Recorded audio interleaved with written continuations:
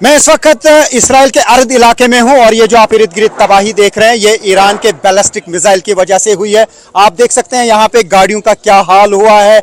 इतनी शिद्दत थी इस धमाके की कि दूर दूर तक जो गाड़ियां थी वो बिल्कुल चकनाचूर हुई हैं। मैं दिखाने की कोशिश करूंगा यहाँ पे क्या हाल हुआ है इस पूरे इलाके का। तो यहाँ पे आप देख सकते हैं क्या हाल हुआ है। ये वही एरिया है जहां पर ईरान की तरफ से दागे गए मिसाइल ने तबाही मचाई है। ये बसेस का हाल देखिए आप, यानी जो भी एरिया में चीजें होती हैं दूर दूर तक वो चकनाचूर हो जाती हैं, चाहे वो गाड़ियां हों, चाहे वो घर हों, चाहे वो बड़ी बड़ी इमारतें हों, शॉपिंग मॉल हों, वो तबाह हो जाते हैं और दूर दूर तक तबाह हो जाते हैं। पूरी लाइन में मैं दिखाने की कोशिश करूंगा आपको कि यहाँ पे गाड़ियों का क्या हाल हुआ है। तो उससे आप अंदाज़ा लगा सकते हैं कि यहाँ पे जब मिसाइल फटता है, मिसाइल गिरता है तो उसकी वजह से क्या तबाही हो जाती है, कितना पावरफुल होता है बैलिस्टिक मिसाइल। बड़ी बड़ी गाड़ियाँ जो हैं यहाँ पे चकनाचूर हुई हैं और इर्द गिर्द का एरिया में दिखाने की कोशिश करूँगा। ये देखें, जहाँ पर भी आप नज़र दौड़ाएंगे खिड़कियाँ, दरवाजे, घर का अंदर का सामान तक बाहर आया है। इतनी शिद्दत इन धमाकों की रही है। हालांकि ये थोड़ा सा दूरी पर है, यानी जहां असल में मिसाइल फटा है उसकी दूरी पर भी आप देखिए किस तरीके का असर रहता है। तो यहाँ पे लगातार बर्बादी हो रही है ईरान की तरफ से दागे गए मिसाइल्स की वजह से।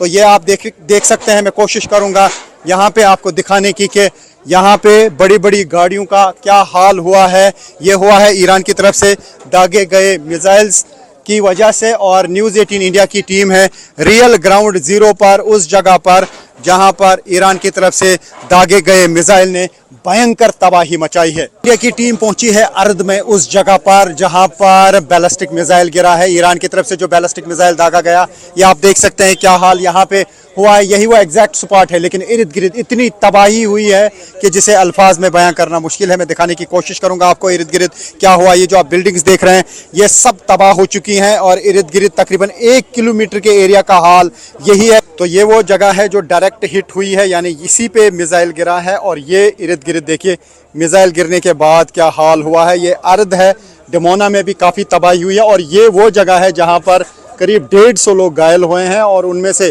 10 की हालत गंभीर बताई जा रही है। जो दूर दूर तक का एरिया है, तकरीबन 1 किलोमीटर का एरिया, वहाँ पर यही हाल हुआ है।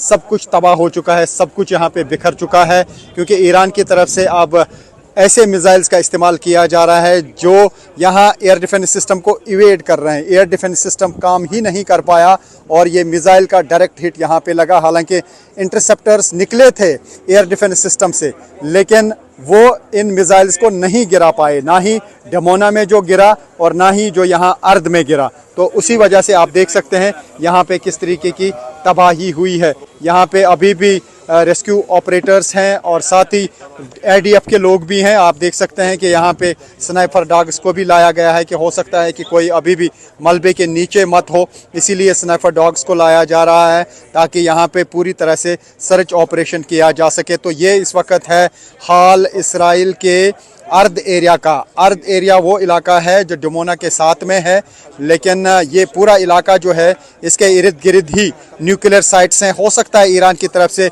न्यूक्लियर साइट्स को ही निशाना बनाया गया हो, लेकिन वो मिसाइल किसी और जगह पे गिरे इसी एरिया में। तो उसका मतलब है कि पूरा थ्रेट अब इसराइल को लग रहा होगा और इसराइल के लिए अब चिंता ज़रूर बढ़ गई होगी। तो ईरान की तरफ से मिसाइल दागने का सिलसिला लगातार जारी है। जिस तरीके से इसराइली फोर्सेस और US फोर्सेस ईरान पे अटैक कर रहे हैं, अब लग रहा है उसी तरीके से, उसी अंदाज से ईरान भी अब हमले कर रहा है। अगर इसराइली फोर्सेस या US फोर्सेस एनर्जी सेक्टर को निशाना बनाते हैं तो ईरान की तरफ से भी एनर्जी सेक्टर को ही निशाना बनाया जाता है, क्योंकि वहाँ पर जो न्यूक्लियर साइट पे हमला किया गया उसके बाद यहाँ पर भी न्यूक्लियर साइट के इर्द गिर्द हमले किए गए और 2 मिसाइल जो अलग अलग जगहों पे गिरे, इसकी वजह से तबाही हुई। 250 से ज़्यादा लोग इन दोनों जगहों पे ज़ख्मी हुए हैं, जिनमें से काफ़ी लोगों की हालत तशवीशनाक बताई जा रही है। तो अभी ये जंग रुकने का नाम नहीं ले रहा है। अभी ऐसा लगता है कि ईरान के पास काफ़ी सारे मिसाइल हैं जो अब अलग अलग मौक़ों पे वो यहाँ दाग रहे हैं और यहाँ पे